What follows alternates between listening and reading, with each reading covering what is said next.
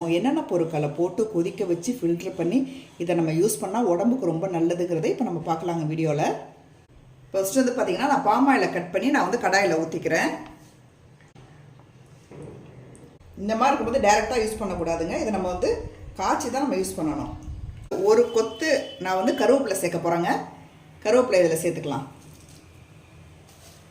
கருவேப்பிலை இல்லைன்னா முருங்கைக்கீரை கூட சேர்த்துக்கலாங்க. எங்கிட்ட முருங்கைக்கீரை இல்லை, அதனால நான் கருவேப்பிலை சேர்த்துருக்கேன். காஞ்ச மிளகாய் சேர்க்க போகிறேங்க. இப்போ நெக்ஸ்ட் நான் என்ன சேர்க்க போகிறேன்னு பார்த்தீங்கன்னா இஞ்சிங்க. ஒரு துண்டு இஞ்சி வந்து நல்லா நசுக்கிட்டு இது கூட சேர்த்துக்கலாம். அதுக்கப்புறம் புளி கொஞ்சம் எடுத்துக்கணுங்க. புளியை எடுத்து நல்லா கொஞ்சம் நல்லா உள்ளார அமுக்கிட்டு இதுக்குள்ளார வந்து கல்லுப்பு சேர்த்துக்கணும். கல்லுப்பு சேர்த்து நல்லா மூடிட்டு இதை வந்து நம்ம வந்து எண்ணெயில் கொதிக்க போடணுங்க. இப்போ வந்து பார்த்திங்கன்னா புளி எடுத்துக்கிறேன்.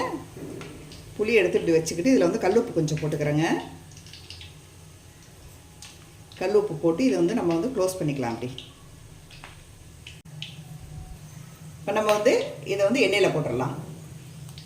இப்போ இதை வந்து பார்த்திங்கன்னா 4 பொருள் சேர்த்துருக்காங்க. ஒன்று கருவேப்பிலை, அதுக்கப்புறம் வந்து காஞ்ச மிளகாய், அடுத்தது புளி, கல் உப்பு, அதுக்கப்புறம் இஞ்சி சேர்த்துருக்காங்க. இஞ்சி சேர்த்தா வந்து பார்த்திங்கன்னா நமக்கு வந்து பித்தத்தை வந்து முடிச்சிருங்க. பாமாயில் பித்தம் அதிகம், அதனால் வந்து இஞ்சி சேர்க்கணும். கருவேப்பிலை, முருங்கைக்கீரை சேர்த்திங்கன்னா அயன் சத்து வந்து டைரெக்டாக நமக்கு வந்து எண்ணெயில் இறங்குறதுனால நமக்கு வந்து ரொம்ப ஹெல்த்தியான ஆயிலாக மாறிடுங்க. அதுமாதிரி காஞ்ச மிளகாவும் நல்லது, புளியும் நல்லதுங்க. இந்த 4 பொருட்களை வச்சு நீங்கள் வந்து எண்ணெய் காய்ச்சி நீங்கள் வந்து வடிகட்டி நீங்கள் யூஸ் பண்ணும் போது நமக்கு வந்து ஹெல்த்தியான ஆயில் நமக்கு கிடைக்கும். நல்லா கொதிக்கணுங்க. கொதித்து நல்லா கலர் மாறணும்.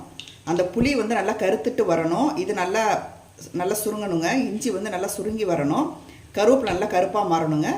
அதுக்கப்புறம் தான் நம்ம வந்து அடுப்பு ஆஃப் பண்ணணும். அடுப்பு ஆஃப் பண்ணிவிட்டு நல்லா ஆறுனதுக்கு அப்புறம் நம்ம ஃபில்டர் பண்ணி ஒரு பாத்திரத்தில் எடுத்து வச்சுக்கலாம்.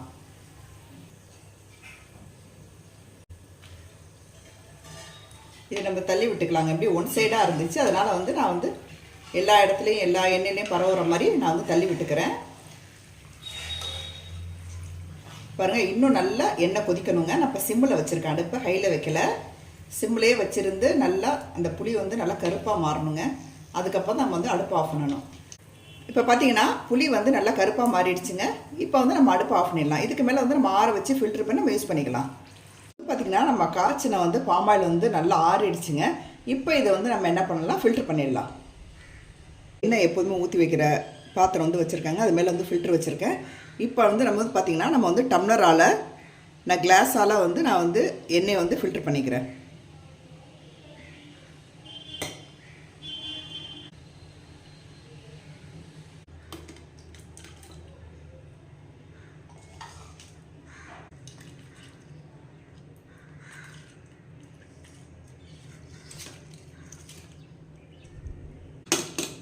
இந்த மாதிரி தாங்க ஆகணும். நல்லா கருத்து போயிடணுங்க. கருத்து போனதுக்கப்புறம் நம்ம ஆற வச்சு நம்ம ஃபில்டர் பண்ணிட்டோம்னா இதுக்கப்புறம் இந்த எண்ணெயை வந்து நீங்கள் எல்லாத்துக்கும் யூஸ் பண்ணிக்கலாம். கலர் எப்படி இருக்குது பாருங்கள், நல்ல மாதிரி இருக்குது பாருங்கள். ஓகே ஃப்ரெண்ட்ஸ், நீங்களும் அந்த மாதிரி ட்ரை பண்ணுங்கள். இந்த வீடியோ பிடிச்சிருந்தா லைக் பண்ணிவிட்டு சப்ஸ்கிரைப் பண்ணுங்கள். தேங்க்யூ.